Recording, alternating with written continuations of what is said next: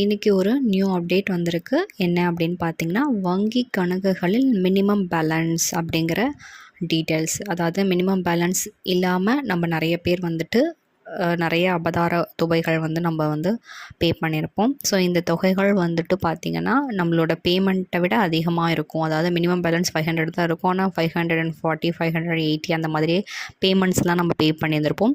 So இதெல்லாம் என்ன reserve வங்கி புதுசாக ஒரு அறிவிப்பை கொடுத்துருக்காங்க. இதெல்லாம் எப்படி வெளியே வர்றது, இதற்கான அறிவிப்புகள் என்னென்ன, ஸோ ரிசர்வ் வங்கி என்ன சொல்லியிருக்காங்க அப்படிங்கிறத செய்திகளை தெரிஞ்சுக்கலாம். அதற்கு முன்னாடி நம்ம சேனலுக்கு இப்போ தான் நீங்கள் ஃபஸ்ட் டைம் வந்திருக்கீங்க அப்படின்னா கண்டிப்பாக சப்ஸ்கிரைப் பண்ணிவிட்டு ஆளுங்கிற பெல் ஐக்கானை டச் பண்ணிக்கோங்க. இதனால் நாங்கள் போடுற நியூஸ் எல்லாமே நீங்கள் உடனுக்குடன் தெரிஞ்சு கொள்ளலாம். ஸ்கிப் பண்ணாமல் வீடியோவை முழுமையாக பாருங்கள். ஸோ நீங்கள் ஸ்கிப் பண்ணாமல் பார்க்கும்போது அடுத்த அப்டேட் என்ன அப்படிங்கிறது உங்களுக்கு தெளிவாக புரிய வரும். ஓகேங்களா, வாங்க வீடியோக்குள்ளே போகலாம். ஸோ வங்கி கணக்குகள் வைத்திருப்பவர்களுக்கு, அதாவது ஆர்பிஐ புதிய ரூல்ஸ் அண்ட் ரெகுலேஷன்ஸை வந்துட்டு ஃபாலோ பண்ண போகிறதாக தகவல்கள் வெளியாக இருக்கிறது. வாடிக்கையாளர்கள் வங்கி கணக்குகளில் மினிமம் பேலன்ஸ் பராமரிப்பு அபதாரம் குறித்து இந்திய ரிசர்வ் வங்கி புதிய ரூல்ஸ் கொண்டு வந்துள்ளது. So reserve bank of India latest news update என்ன அப்படின்னு பார்த்தீங்கன்னா, வங்கி கணக்குகளில் மினிமம் பேலன்ஸ் தொடர்பாக இந்திய ரிசர்வ் வங்கி ஒரு புதிய முக்கியமான அப்டேட் கொடுத்திருக்கிறது. அது என்ன அப்டேட்? அதாவது வங்கி கணக்குகளில் மினிமம் பேலன்ஸ் பராமரிப்பு என்பது பலருக்கும் ஒரு முக்கியமான பிரச்சனையாகவே இருக்கிறது. அது குறித்து பலருக்கும் சரியான தெளிவு இல்லாததால் வங்கிகள் தொடர்ந்து மினிமம் பேலன்ஸ் என்ற பெயரில் அபதாரம் விதித்து கோடிக்கணக்கில் பணத்தை நஷ்டஈடாக நாம் கொடுத்துட்ருக்கோம், அவங்க நஷ்டஈடாக எடுத்துட்ருக்காங்க அப்படிங்கிறது தான். ஸோ இதில் குறிப்பாக சாதாரணமான மக்கள் தான் பாதிக்கப்படுகிறார்கள். அதற்கான தீர்வை ஆர்பிஐ கொண்டு வந்துள்ளது. ஓகேங்களா, ஸோ இந்த அப்டேட்லாம் பார்த்திங்கன்னா Feb 26க்குள்ளே வந்துட்டு நம்ம ரூல்ஸை வந்துட்டு ஃபாலோ பண்ணணும் அப்படிங்கிற மாதிரியான விஷயங்களை சொல்லியிருக்காங்க.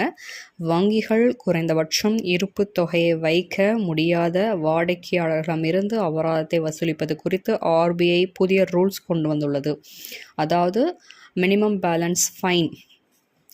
நாம் நமது வங்கிகளில் ஒரு 500 ரூபாய் இருப்பு வைத்திருக்கிறோம் என்றால் அடுத்த மாதம் போய் ஒரு எமர்ஜென்சிக்கு பணத்தை எடுக்கலாம் என நினைத்தால் வங்கிகளில் அந்த 500 ரூபாய் இருக்காது, அதை விட குறைவாக இருக்கும், அல்லது மொத்தமாக 500 ரூபாயும் இருக்காது. இதற்கு காரணம் மினிமம் பேலன்ஸ் என்ற பெயரில் ஃபைன் போட்டு அந்த பணத்தை எடுத்திருப்பீர்கள். ஸோ அந்த பணத்தை எடுத்துட்டாங்க, நாம் ஒரு எமர்ஜென்சிக்காக பணம் எடுக்க போகும்போது அந்த அமௌண்ட் நம்மளுக்கு கிடைக்காது. ஸோ கலைஞர் மகளிர் உரிமை தொகை திட்டத்தின் கீழ் உள்ள வங்கி கணக்குகளில் 1000 ரூபாய் வருகிறது என்றால் அந்த 1000 ரூபாயிலிருந்து மினிமம் பேலன்ஸ் டபுள் பண்ணும். ஸோ 150 அப்படிங்கிற 150லேருந்து 200க்குள்ளே பிடித்தம் அதில் பிடிச்சிருவாங்க. ஸோ உங்களுக்கு பார்த்திங்கன்னா 800 ருபீஸ் நீங்கள் எடுக்கிற மாதிரி இருக்கும். இந்த மாதம் கலைஞர் காப்பீட்டு தொகையிலேருந்து இப்போ உரிமை தொகையாக சப்போஸ் ஒரு 1000 வருது அப்படின்னா 100லேருந்து 150 வரலும் நீங்கள் நீங்கள் ஃபுல்லாகவே எடுத்துக்கிட்டே இருக்கீங்க, 1000 போட எடுத்துகிட்டே இருக்கீங்கன்னா மினிமம் பேலன்ஸை நீங்கள் மெயின்டைன் பண்ணாதனால உங்களோட ஃபைன் அதாவது பெனால்ட்டி ஃபைனாக உங்களுக்கு 200 வரலும் எடுக்கிறதுக்கான வாய்ப்புகள் இருக்குதுன்னு சொல்கிறாங்க. அதுக்காக நீங்கள் இருப்பு தொகையை எவ்வளோ வச்சுருக்கணும் அப்படிங்கிறது தான் இப்போ அவங்க சொல்ல வராங்க. ஓகேங்களா, அட்லீஸ்ட் நீங்கள் என்ன பண்ணணும் அப்படின்னா ஒரு 800 எடுக்கிறீங்க அப்படின்னா 200 அதில் இருப்பு தொகையாக இருக்கும். நீங்கள் கொடுக்குற அந்த 1000 ரூபாயும் எடுத்துட்டீங்க அப்படின்னா தான் உங்களுக்கு மினிமம் பேலன்ஸ் அந்த இடத்துல லேக் ஆகும். ஸோ பெனால்ட்டி பே பண்ணுற மாதிரி உங்களுக்கு இருக்கும் அப்படிங்கிற விஷயங்களையும் அவங்க ஊர்ஜகப்படுத்தியிருக்காங்க.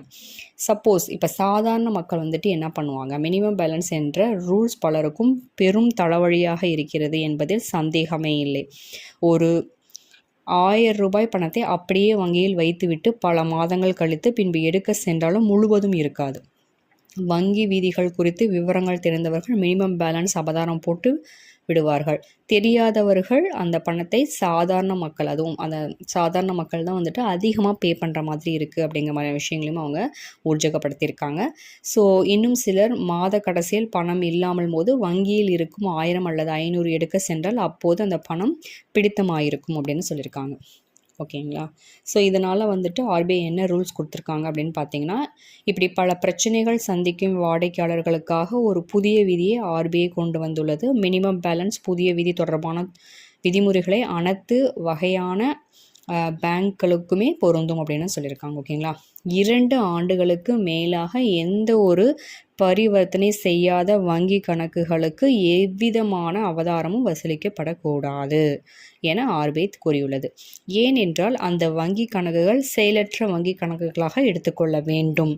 அதே நேரத்தில் ஒருவேளை கல்வி உதவித்தொகை, அரசு மானிய உதவித்தொகை பெறுவதற்காக தொடங்கப்பட்ட வங்கி கணக்குகளாக இருந்தால் அவற்றை செயலற்ற கடன்களாக கருதக்கூடாது. அந்த வங்கி கணக்குகளில் 2 ஆண்டுகளுக்கு மேலாக எவ்வித பரிசோதனையும் மேற்கொள்ளவில்லை என்றாலும் அவை செயலில் உள்ள கணக்குகளாகவே கருதப்பட வேண்டும். அதே போல் இந்த வங்கி கணக்குகள் 0 பேலன்ஸ் அக்கௌண்ட்டுகளாக இருக்கும் பட்சத்தில் புதிய விதிமுறைகளின்படி எவ்விதமான கட்டணங்களும் வசூலிக்கப்படக்கூடாது என ஆர்பிஐ கூறியுள்ளது. மேலும் 2 ஆண்டுகளுக்கு மேலாக பராமரிக்காமல் இருக்கும் கணக்குகள் குறித்து தகவல்களை தனது வாடிக்கையாளர்களுக்கு எம்எம்எஸ் அல்லது மின்னஞ்சல் மூலம் தெரிவிக்க வேண்டும். அரசு உதவித்தொகை பெறும் வங்கிகளில் குறைந்தபட்ச இருப்பு தொகை பராமரிக்க வாடிக்கையாளர்களுக்கு ரூல்ஸ் அண்ட் ரெகுலேஷன் வந்துட்டு டேர்ம்ஸ் அண்ட் கண்டிஷனாக நீங்கள் கொடுத்துருக்கணும் அப்படின்னு சொல்லி ஆர்பிஐ ரூல்ஸ் வந்துட்டு இப்போ நியூவாக வந்துட்டு எக்ஸிக்யூட் பண்ணியிருக்காங்க. ஸோ இதில் பார்த்திங்கன்னா ஏழை எளிய மக்களுக்காக இந்த ரூல்ஸ் அண்ட் ரெகுலேஷன்ஸை வந்துட்டு இவங்க ஃபாலோ பண்ண சொல்லியிருக்காங்க. ஸோ இதுக்கு இந்த மாதிரியான விஷயங்கள்லாம் இருக்குது இல்லைங்களா. இந்த ஆர்பிஐ வந்துட்டு இப்போ 2 வருஷம் வந்துட்டு நம்மளோட கணக்கே, அதாவது கணக்கிலே நம்ம கணக்கு நான் போடலை, நான் எந்த அமௌண்ட்டும் எடுக்கலை, ஜஸ்ட் அப்படியே இருக்குது அப்படின்னா கண்டிப்பாக அதற்கு நீங்கள் அபதாரம் பே பண்ண தேவையில்லை அப்படிங்கிறத கிளியராக சொல்லிட்டாங்க. சப்போஸ் அது வந்து இல்லை, அது வந்து நீங்கள் கல்வி கடன் வாங்கியிருக்கீங்க இல்லை உதவித்தொகை வாங்கியிருக்கீங்க அப்படின்னா கண்டிப்பாக அதை வந்து அவங்க எடுத்துக்கணும் அப்படிங்கிற மாதிரியான விஷயங்களையும் சொல்லியிருக்காங்க. ஸோ வந்துட்டு லீஸ்ட் அமௌண்ட்டாக நம்ம எவ்வளோ வச்சுருக்கோமோ, ஒரு 500 இல்லை 800 லீஸ்ட் அமௌண்ட்டாக நம்ம எவ்வளோ வச்சுருக்கணுமோ அதை கரெக்டாக நம்ம வந்துட்டு மெயின்டைன் பண்ணிக்கிட்டே வந்தோம் அப்படின்னா நம்மளுக்கு எந்த ஒரு அபதாரமும் வந்துட்டு அவங்க போட மாட்டாங்க. ஸோ இந்த லீஸ்ட் அமௌண்ட் என்ன, உங்கள் பேங்க் டீட்டெயில்ஸ் வந்துட்டு நீங்கள் வந்துட்டு பேங்க்கில் போய்ட்டு கேட்கும் போது கண்டிப்பாக உங்களுக்கு வந்துட்டு அதற்கான ரூல்ஸ் அண்ட் ரெகுலேஷன்ஸ் வந்து அவங்க கொடுப்பாங்க. அதே சமயத்தில் பார்த்திங்கன்னா உங்களுக்கு இது எல்லாமே பார்த்திங்கன்னா இந்த ரிசர்வ் வங்கியோட கணக்கெடுப்பில் தான் வந்துட்டுருக்கும். ஸோ உங்களோட அப்டேட்ஸ் எல்லாமே அவங்க வந்துட்டு வச்சுருப்பாங்க. நீங்கள் எப்போ வாங்கினீங்க, ஃபார் எக்ஸாம்பிள் ஒரு 2014 நீங்கள் வாங்கியிருக்கீங்க இல்லை 2020 நீங்கள் வாங்கியிருக்கீங்க அப்படின்னா அதற்கான அப்டேட்ஸ் எல்லாமே அவங்கக்கிட்ட இருக்கும். ஸோ நீங்கள் எடுத்திருக்கீங்க, எப்போ எடுத்திருக்கீங்க அப்படிங்கிற அந்த டீட்டெயில்ஸுமே அவங்கக்கிட்ட கண்டிப்பாக இருக்கும். ஸோ நீங்கள் வந்து அப்டேட் பண்ணிக்கோங்க. எதாக இருந்தாலும் நீங்கள் பேங்க்கில் போய்ட்டு நீங்கள் கேட்டிங்க அப்படின்னா உங்களுக்கான விஷயங்களை வந்து நீங்கள் தெரிஞ்சுக்கலாம். அப்டேட் என்ன அப்படிங்கிறத நீங்கள் கண்டிப்பாக தெரிஞ்சுக்கணும். இன்றைக்கி இந்த அப்டேட் வந்திருக்கு அப்படின்னா கண்டிப்பாக நீங்கள் எத்தனை அக்கௌண்ட் வச்சுருக்கீங்களோ அத்தனை அக்கௌண்ட்லேயும் மினிமம் பேலன்ஸ் இருக்கா அப்படிங்கிறத நீங்கள் செக் பண்ணிக்கணும். ஸோ இதை செக் பண்ணுறது மூலிமா உங்களுக்கு வந்துட்டு ஏதாவது இருக்குது, மினிமம் பேலன்ஸ் ரொம்ப கம்மியாக இருக்குது, இல்லை நீங்கள் வந்து ஃபைன் பே பண்ணணும், இல்லை மைனஸில் வருது, பேங்க் டீட்டெயில்ஸ்லாம் வந்து மைனஸில் வருது அப்படின்னா கண்டிப்பாக நீங்கள் வந்து பேங்க் வந்து தொடர்பு கொண்டுட்டு அதற்கான விஷயங்கள் வந்து கிளாரிஃபை பண்ணிக்கணும். இல்லை கிளாரிஃபை பண்ணாமே நீங்கள் இருக்கீங்கன்னா அந்த மைனஸ்லேயே அமௌண்ட் போயிட்டே இருக்குது அப்படின்னா இந்த பேமெண்ட் வந்து ரொம்ப பெரிய பேமெண்ட்டாக இருக்கும். அப்புறம் நீங்கள் அந்த பேங்க் அக்கௌண்ட்டே யூஸ் பண்ண முடியாத மாதிரி சுச்சுவேஷன் வந்து வந்துடும். ஸோ ஓகேங்களா. ஸோ அதனால் இந்த மாதிரி மைனஸில் போகக்கூடாத அளவுக்கு நீங்கள் பார்த்துக்கோங்க. ஸோ இப்போ நீங்கள் பண்ணுறீங்க, இந்த மாதிரி பேசுகிறீங்க, ஆனால் அதுக்கு எந்த ரெஸ்பான்ஸும் இல்லை அப்படின்னா கண்டிப்பாக நீங்கள் மெயில் மூலிமா உங்களுக்கு நீங்கள் வந்துட்டு கொஸ்டின்ஸ் வந்து ரைஸ் பண்ணலாம். அதுக்கான கொரீஸை வந்து அவங்க ரெக்டிஃபை பண்ணியே ஆகணும். ஸோ உங்களுக்கு மெயில்ஸ் நீங்கள் பண்ணுறீங்க அப்படின்னா அதற்கான விஷயங்கள் வந்துட்டு அவங்க கண்டிப்பாக மெயில்ஸ் மூலிமாவே உங்களுக்கு வந்துட்டு தெரிவிப்பாங்க. ஓகேங்களா. ஸோ இந்த மினிமம் பேலன்ஸ் அப்படிங்கிறது வந்துட்டு மிகப்பெரிய தலைவலியாக இருக்குது அப்படிங்கிறது வந்துட்டு பலரோட மக்கள் கருத்து தான் இது. அதனால தான் ஆர்பிஐ வந்துட்டு இந்த ரூல்ஸ் அண்ட் ரெகுலேஷனை வந்துட்டு அப்டேட் பண்ணியிருக்காங்க.